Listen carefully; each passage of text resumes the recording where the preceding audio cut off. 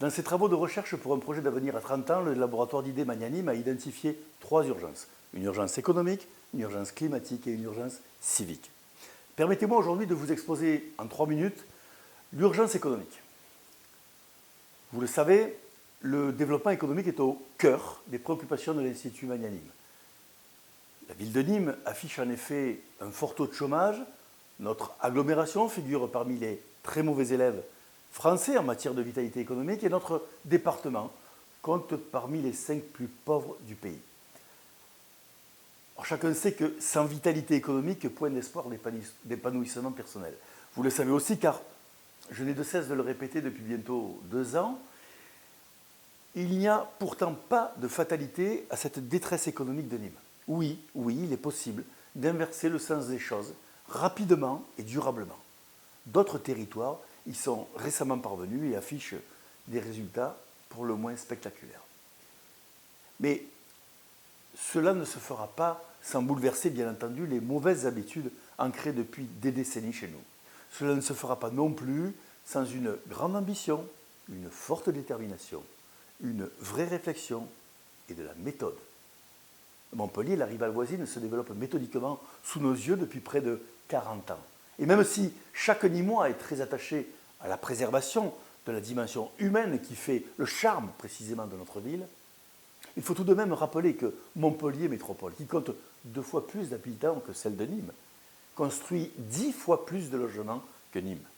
L'un des bras armés de son développement économique, la SERM, la société d'aménagement, compte 115 collaborateurs. Et les réserves foncières constituées sous le regard visionnaire de Georges Frêche pour assurer l'expansion économique de Montpellier permettent d'envisager les prochaines années encore avec sérénité.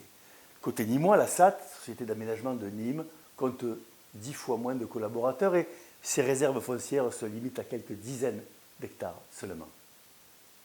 Mais pour donner à la SAT, à GAT, de vraies missions de constitution de réserves foncières et lui permettre ainsi de devenir enfin ce véritable bras armé d'un territoire nîmois économiquement ambitieux, il sera nécessaire de régler au préalable quelques points majeurs. Il faut ainsi accepter l'idée que l'engagement massif sur le développement économique est un choix qui exigera des élus des renoncements sur d'autres domaines moins prioritaires. Par ailleurs, la réussite du développement économique passe par l'unité du territoire. Personne ne peut faire efficacement seul dans son coin. Il est inutile, bien entendu, de rappeler la nécessité que la ville de Nîmes et Nîmes Métropole travaillent main dans la main, mais au-delà, les établissements consulaires notamment.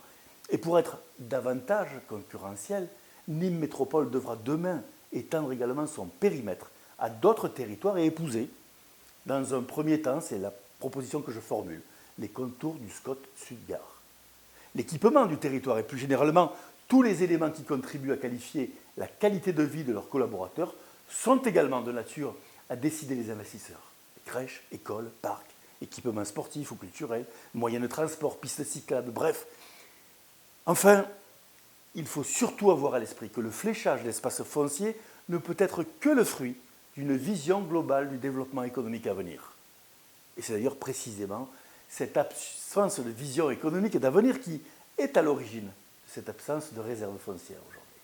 Alors bien sûr, vous comprendrez aisément qu'il ne s'agit pas de dire ici quelle industrie pourrait demain venir s'implanter sur notre territoire et d'annoncer la création de X emplois à la clé. Je n'en ai ni le temps ni l'intention. Cette malheureuse expérience a été engagée par Nîmes Métropole voici quelques mois pour annoncer en dernière page du Monde l'arrivée de la société Orchestra qui, au final, n'est jamais venue, hélas, s'implanter chez nous. Non, on peut en revanche citer en 2 mots les grandes lignes de la réflexion magnanime. Imaginer l'avenir économique du territoire passe tout d'abord, on a souvent tendance à l'oublier, par le soutien aux entreprises qui font l'économie d'aujourd'hui. Il convient notamment d'imaginer le tourisme de demain et la viticulture de demain. La configuration de notre aéroport, notre maillage ferroviaire et notre position géostratégique sont de nature à répondre à un marché international de fret en pleine expansion, une activité qui nécessite une main-d'œuvre peu qualifiée dont nous disposons.